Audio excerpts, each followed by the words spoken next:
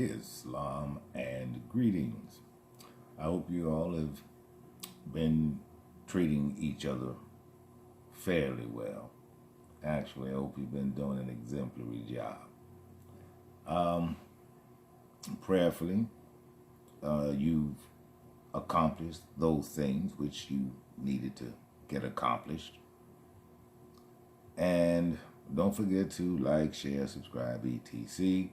And the photograph of the greatest crime never investigated, it is $20.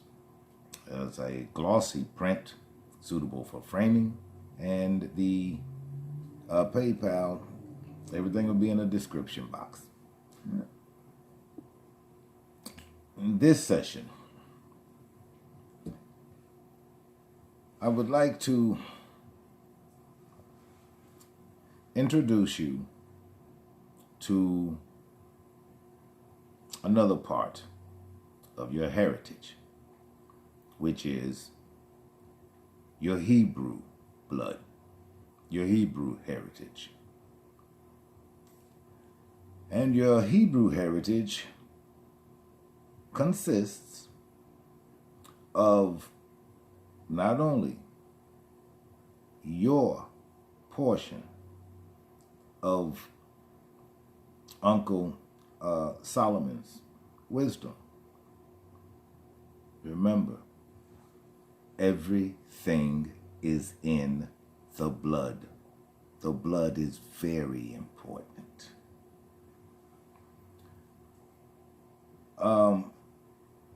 Along with that, there are certain things that are inherent in you as a Hamatite more. These things are inherent in you through your blood. And the thing that I'm speaking of is the ability to handle or manhandle the first beings who ever walked the earth. They are the Djinn.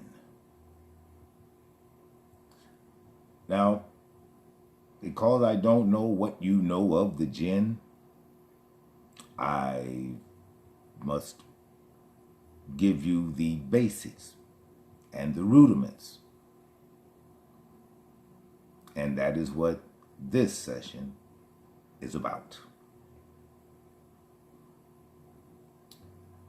When Allah created this universe, He peopled it. There were beings here. And those beings were the Djinn. Now, the word Djinn means, now Djinn can be spelled several ways. It can be spelled D-J-I-N-N. It can be spelled J-I-N-N. It can be spelled J-I-H-N-N. It doesn't matter how you spell it. It still comes down to the same beings. Now, the word Djinn means the one that the eye cannot see. That is what the word Djinn means. Now, for this session, you need to know there are 3 types of Djinn. The first type are the type that fly.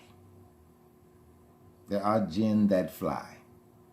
And when I say fly, I don't mean as you perceive the word fly. You know, birds, wings, that sort of thing. No. That is not how Djinn fly. Jinn fly. You don't see them when they do. It is as if they are using teleportation devices. That's how they fly. They don't fly in the sky like birds with wings, no. Or the alleged witches on broomsticks. No, that's not how jinn fly.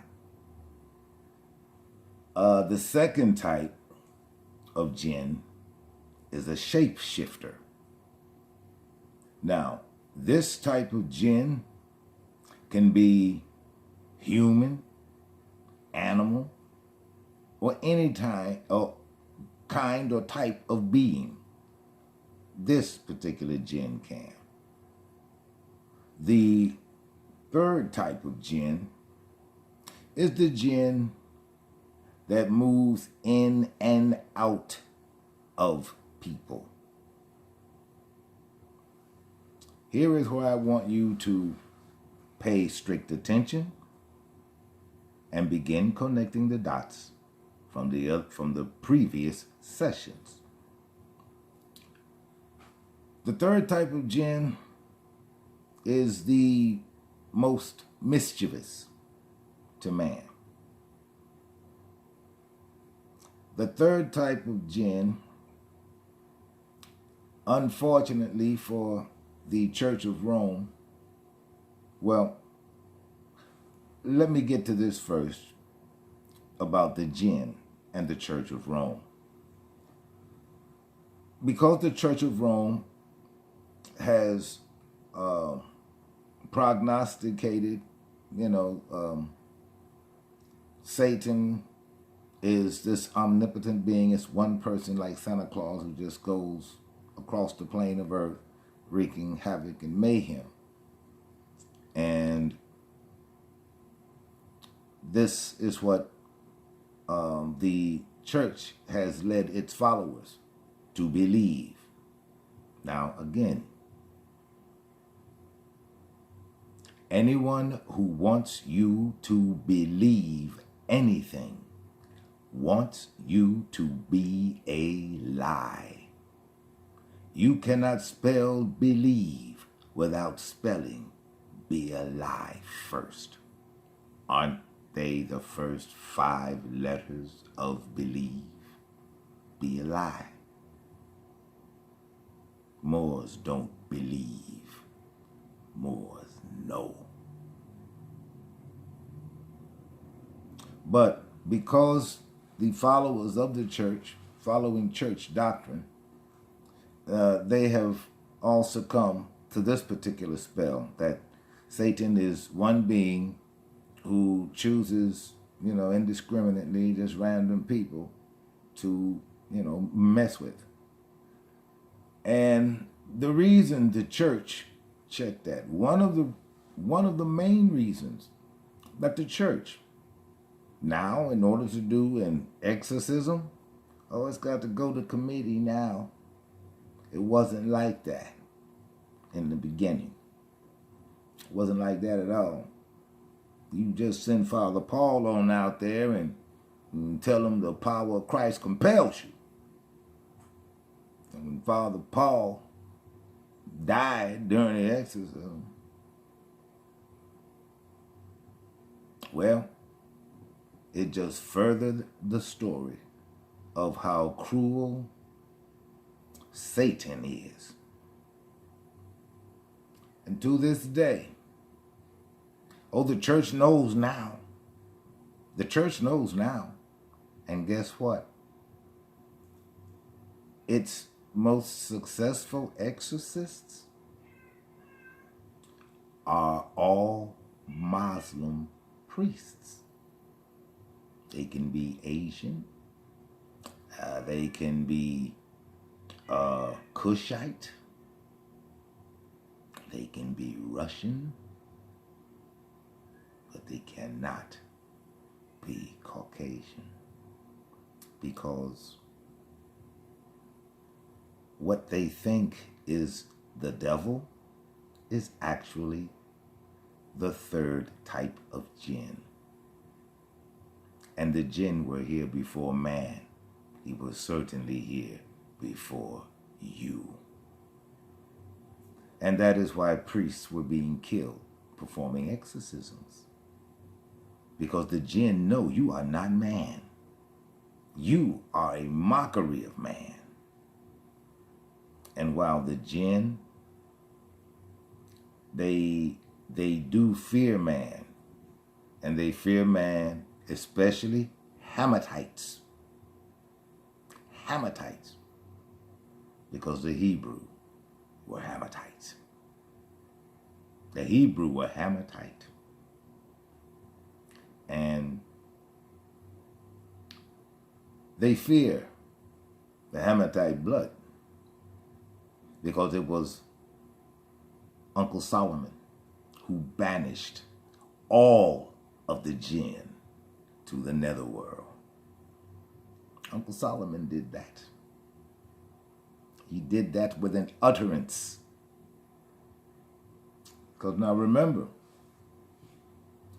when the angels that Allah sent to Uncle Solomon, and they bestowed upon him the wisdom of the gods, wisdom of the ages, and made him the wealthiest man in human history. And all because he sent up a prayer for everybody but himself. And that is what I mean, class, when I say to you, the only thing you get to keep is that which you give away. It's an old saying from your ancestors. The only thing you get to keep is that which you give away. And this is because you are only known by your words, your works, and your deeds. And every day you write a book which precedes you when you throw off this meat sack. But the Djinn, that power of Christ compels you, that the church arms its warriors for God with, the Djinn pay that no attention. They will kill them. They will kill them. Now the Djinn's hate for you, well, their hatred for you is soul crushing. If you bother to care. But you don't have to.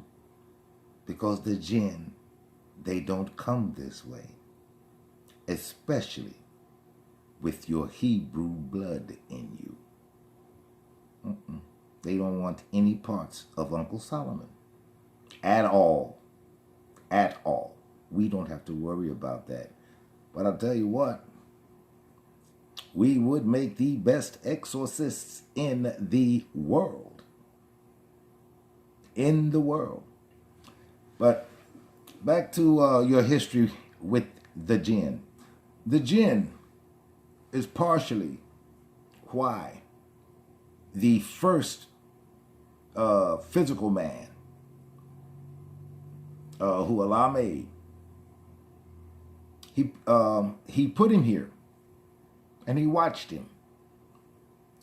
And with the Djinn in the earth and those run amok giants, he simply brought him back home. Man could not live under these conditions. I guess Allah said he couldn't even drink under these conditions, let alone live. So he took the very first physical man he created and brought him back home, because he couldn't stay here, not with the Djinn. And the Djinn truly hate you. The Djinn truly do hate you. Part of the reason they hate you so is because when you fell here, you displaced them. you displace them. And of course, when you displace something, it has to go somewhere so that it doesn't overflow or overrun. It has to go somewhere. And the jinn felt as if they were being pushed out. And so they have no love for you. The jinn have no love for you. And even the Moriscos, who don't know that they are Moor and that they carry around in their veins the blood of King Solomon. For those Moors, it's a good thing you don't have to worry about the jinn, the third type of jinn invading you. The jinn pretty much had their way with this place. Oh, they used to plague the giant people. There was not one tribe of giants who wasn't plagued by the jinn. And that's partially why it wouldn't have been a good thing to put you down here with the jinn. Now, not for the reasons you might think, but for reasons that I know. And what I know is, if you all had been here during the time of the jinn, you all would have corrupted the hell out of them. You would have corrupted the jinn. And I say that as more, because I have no illusions about my people. You all would have corrupted the jinn. Now, what else could you expect from a people whose own God told them to stop coming into the temple to worship him? What could you expect from such a people? Of course they're going to corrupt the jinn. So I guess on the day we fell from the highest plane of spirit life to this second heaven, well, it's a good thing the jinn weren't here. It's a good thing the jinn weren't here. But yes, their hatred for you runs deep. Their hatred for you runs deep. I do not want to incite paranoia in anybody. But just as I explained to you about those beings on the fourth plane of existence that you only get to see when you're not really looking for them and you catch them out the corner of your eye, just like those beings,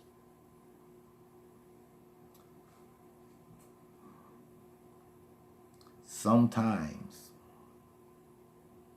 and this is where knowledge of your science comes in, sometimes the negative things that happen to you, and you'll understand what I'm talking about when I speak about those negative things that just came out of the blue. Those things. Well, sometimes those things are caused, and they are caused by jinn. You see, I've already told you, the jinn have no love for you. They want you gone. They want you gone. Now, what those who plan to run the world and own the world, what they are not taking into consideration is after they have warehoused and beaten all the people into submission, and now you got a world full of slaves,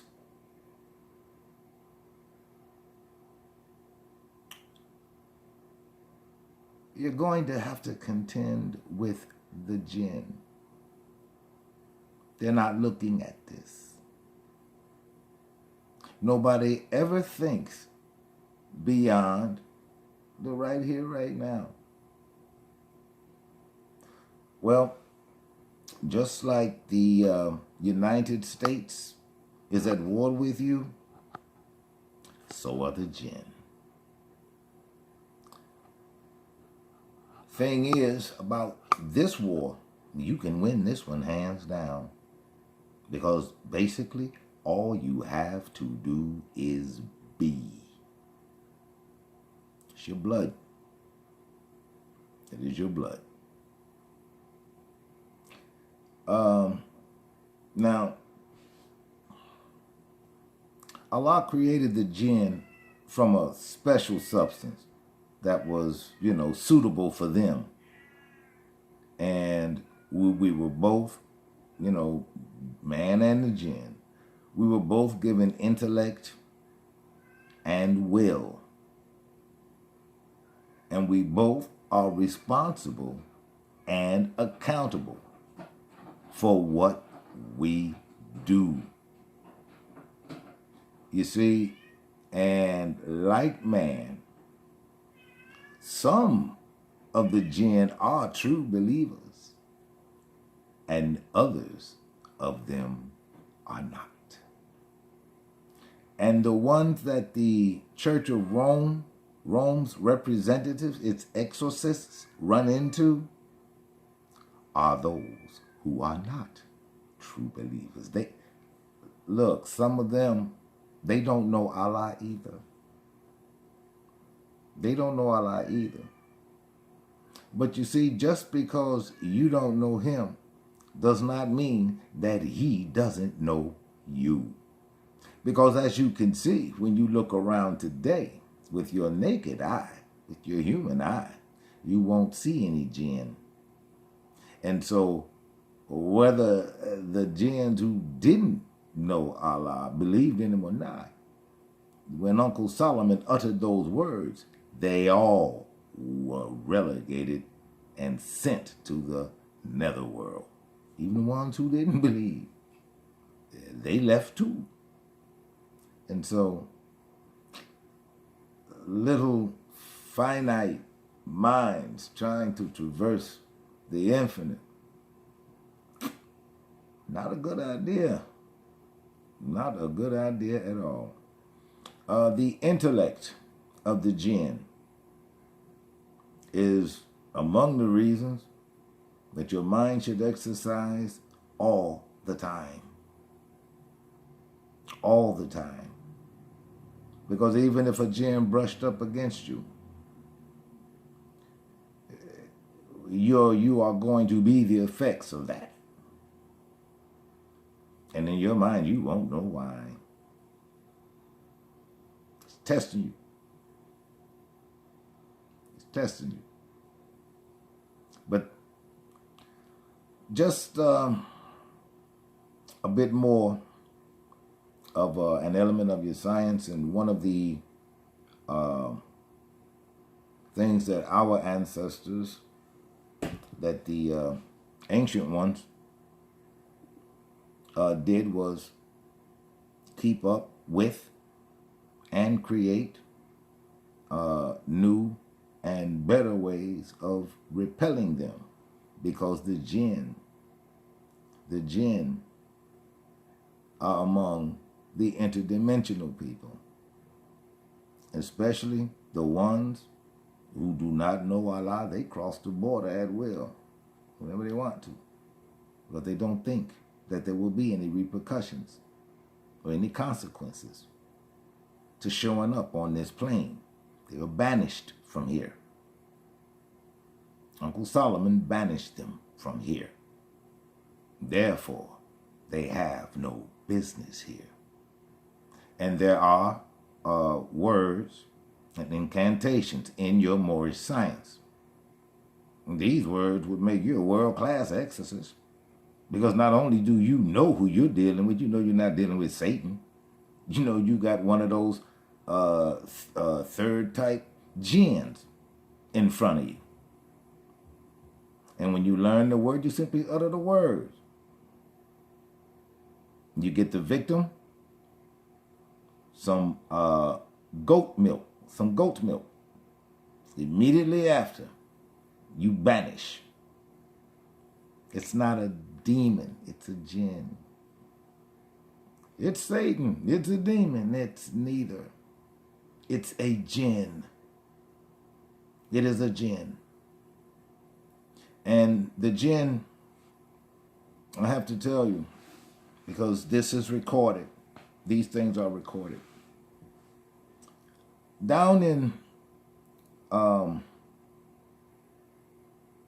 the Latin American states, I mean, you know, Mexico, Argentina, that all down in there, South America, all down in there. I don't know if you were aware, but the Djinn are running rampant down there. And the reason that the Djinn are running rampant in those American states is because they have the Mayan, the Incan, and the Aztec have totally turned their backs on their ancestral religion. That European God that was given to them by the conquistadors is one of the main reasons that they are being inundated by the Djinn. At some point before this week is out, I've been invited to view a film of an exorcism down in Brazil. And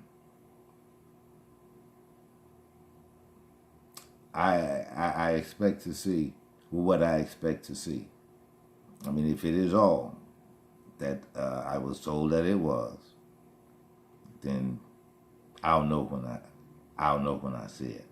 But the Djinn are responsible for these events, and that is who the Church of Rome is battling and loses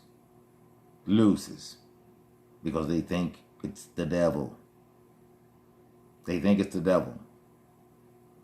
It is the Djinn, the third type Djinn. He has invaded someone.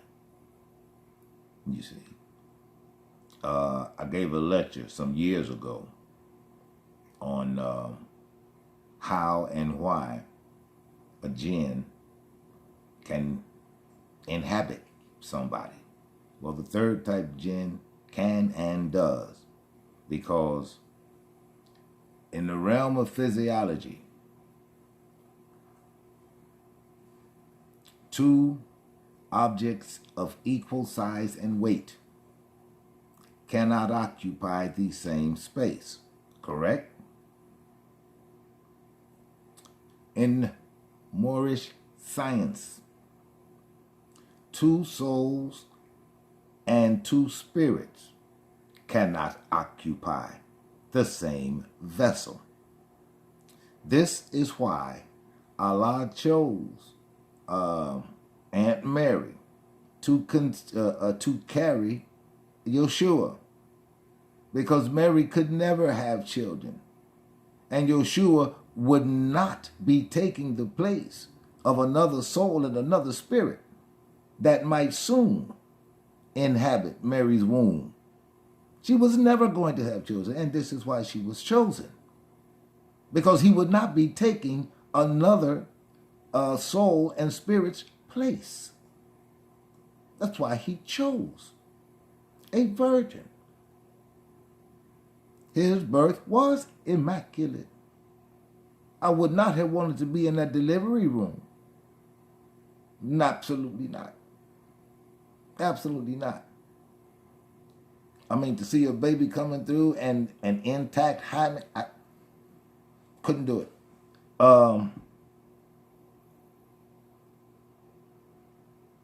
But that is why Mary was chosen, because it does not, your science does not work that way. Your science will not allow for that. Your science will not allow for that. And those who created your science, they would never even hear of such a thing if somebody were to bring that to them. It does not happen. It does not happen. And so, again, that's why Yeshua was put into Mary's barren womb. And the church, while it thinks it's battling Satan and throwing water on a Djinn, they laugh at them, and again they kill the priests of Rome, and they are literally, well, they were literally being sent out to be killed. The church know it has no power and authority over anything. Over anything. It is simply rituals and practice. That's like all of those frenzied men hauling an empty cart along. There's no God to hear. No saving power there.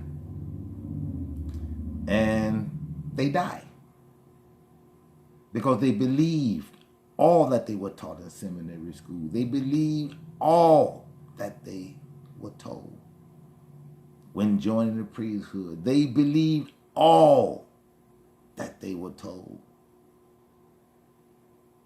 They believed all that they had studied was the truth until they came face to face with a Djinn inside the body of a 14-year-old.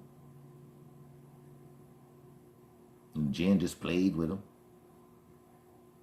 till he killed him. You have no power. You are a Caucasian. That is your elemental blood. You are mixed. You are not man. This is what the Djinn knows. The Djinn knows he is not man. Therefore, what he thinks about mankind is what mankind would think about stepping on a roach. That's what the Djinn thinks about mankind. That is why these priests were dying. So now, you want an exorcism? What, it'd take about 2-3 years? I don't know. I don't know the procedure. But this session was simply to acquaint you with another aspect of your heritage and the power that is in your blood. And the next session, I'll find out what it'll be.